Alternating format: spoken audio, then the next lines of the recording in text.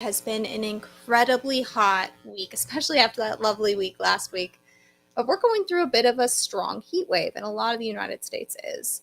I want to talk about how heat can affect behavior, because I know talking to clients, talking to other folks in the area, just experiencing it myself, heat definitely affects behavior. So let's talk about the science behind why it does and what sort of effects we can see.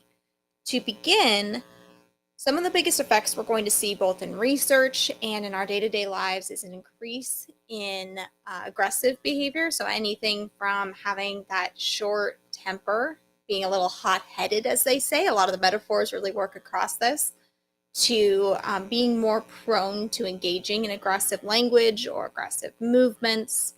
We see a lot more on the micro scale. We see a lot more big reactions when a person is too warm. So when it's really hot outside or the AC isn't working. On a societal scale, when you see extended heat, you will often see more civil war and unrest. So you can see this as heat waves go through. Generally, behavior is going to be more intense and everything's going to have a much shorter fuse. And what I want to look at there is how do we map that out? If we're looking at, okay, this is something we're observing, how do we explain that behaviorally? How do we go through and make this something that fits within the science and is predictable? So that if we are looking at situations in the future, we can use this framework in order to understand what's going on. And I've talked in the past about antecedent behavior and consequence. So you can look at some past shows to be able to get a little bit more on that. But let's go into it quickly. The antecedent is the trigger before the big behavior that we're focusing on. And the consequence is just what happens after. Every action we engage in has a consequence, good, bad, or otherwise. Well, heat can be a trigger, certainly. It can trigger specific behavior. I go from my nice air-conditioned house, I walk out the front door into the land that is soup. It's what it feels like these days. It is hot and it is sticky, and I go, ugh. Having that heat run into me triggered me having that, ugh, that exasperated reaction. In that case, it's a trigger. But when it sits over everything that I'm doing, it changes how sensitive I am to triggers. It changes how intense my behaviors are. It changes how I react to the consequences of those behaviors. That's called a setting event. So it's the setting within everything that's occurring in my life. So this is not a setting event that's going to make our day better. This is generally going to be a setting event that makes our day worse, that makes things more difficult to go through. So as that setting event heat works on the trigger, going to make it much sharper. So where I may have had more patience, I may have less today. Also, we know, like if we're starting to get a sunburn, or we're starting to get dehydrated, or we're starting to have heat exhaustion, that's going to change our behavior substantially and definitely change how we're reacting to triggers. I'm going to be much more likely to seek out cool spaces and much more agitated when they're not available. I'm going to be much more likely to seek out cool water and all those different things, and much more agitated when those ponds and creeks and rivers are full of other people. How dare they be there too? So you can start to see where some of these moments of, gosh, why is no one getting along, can be a little bit related to a hot spell. So let's look at that too. We've got the triggers themselves I'm more sharp on, but the behavior itself. We're going to have generally less patience. We're going to be reacting more. So not only are we reacting more sharply to the trigger, but our behavior is going to be bigger.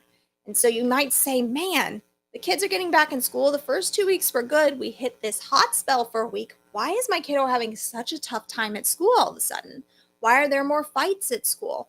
What is going on at home? All these different things could, in part, be due to that heat sitting over everything and creating more intense behavior. As we have more intense behavior, we're likely to have more of it. So once the pattern starts and we start to have that agitation, we're already in that heat wave, it's likely to build until the pressure gets pulled off. We actually physically cool down and emotionally get to cool down too. Also on that consequence side, so consequences, depending on what happens to our behavior, they can cause the behavior to happen more in the future or less in the future. If I come up to you and I say, hey, how you doing? And you come back and say, man, I'm doing good. I'm more likely to ask you again because you responded. If I come up to you and say, hey, how you doing? You come back with, never ask me that again. How dare you? I'm much less likely, much less likely to ask again. The consequence changes my behavior. Well, you add in heat or you add in another negative setting event, what you're going to see is people are either going to be incredibly sensitive to consequences or they're going to be incredibly insensitive. I know, how does that make sense that you get both extremes at the same time? So where we want to be is in that center, in that gray area. And what you'll see when people are overheated is they'll go to those extremes. So let's take that same situation. I come up to you and I say, hey, how you doing today? And you say, man, I'm doing really well. If I'm overheated, I may take that as, well, I'm doing very well. You know, you're being sassy toward me. You were being rude. I may misinterpret the signals and the nuance of this communication because I'm overheated and I don't have the capacity right now to be able to understand the true nuances. So that's the over sharp side. I'm really sensitive to that consequence, and it may, where it would have normally been really reinforcing a really nice conversation, it may actually be punishing in this moment. And on the other side, I may come in and we'll use that same example. I say, hey, how you doing? You say, never ask me that again. I go, whatever. And normally where I would really have reacted to that or gone, hey, wow, is something going on? Let's talk about it. Now I just have no reaction, and I may or may not have this situation change my behavior in the future. I'm sort of numb to it. So you can get those extremes of behavior, and you can see just talking through this moment how quickly having a negative setting event like being overheated can mess with our communication, can start to break down our ability to work together, and can start to create much more aggressive behavior just in general, verbally and otherwise. So that's something that I want us to keep in mind as we're going through this heat wave, and we know that it will break and we know that we'll get relief, that we might need to have a little bit more grace for ourselves and grace for others around us. So we're all working through it together. I know this can be incredibly difficult to work through, especially if you have a child that's having a really tough time. So if you ever want to talk about it, you can go to chbehavior.com and you can click any of the request appointment buttons. That will get a 30-minute free discovery call with me. I'm happy to talk things over. You can also call or text 919-579-6192.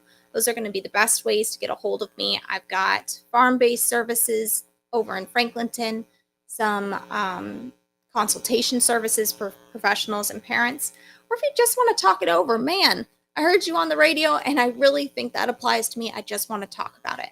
Great, let's spend that time and chat it through. So as we're wrapping this up, we know we're going through this moment of high heat. We know that that's a setting event. That's the context through which all our behavior is seen through. We know this is a tough moment. What can we do? Okay, so I'm going to focus in on kids because that's my specialty. If you start to see overheating, just in general, let's see if we can cool down both physically and emotionally, because you may see the physical manifestations of it and not the emotion yet, or the emotion and not the physical yet. Kids, being able to recognize where you're at in your body. Are you too hot? Are you too cold? Are you hungry? Do you need to go to the bathroom? All those different sorts of, I can read my body and know what it needs. That's a skill. And as kids are learning that skill, they may not be able to do it on their own. So knowing that things are a little hotter than usual for this week, we want to focus in on how can I make sure I'm getting ahead of getting too hot. See what we can do to actually completely cool down. Now, that can include going into AC, drinking a cool drink, even just talking it out. Because again, we're talking about both the physical and the emotional side of things. Thank you so much for joining me this morning. This has been Behavior 911 on Nextdoor Radio, nextdoorradio.com, and the Nextdoor Radio app. I'll see you next week.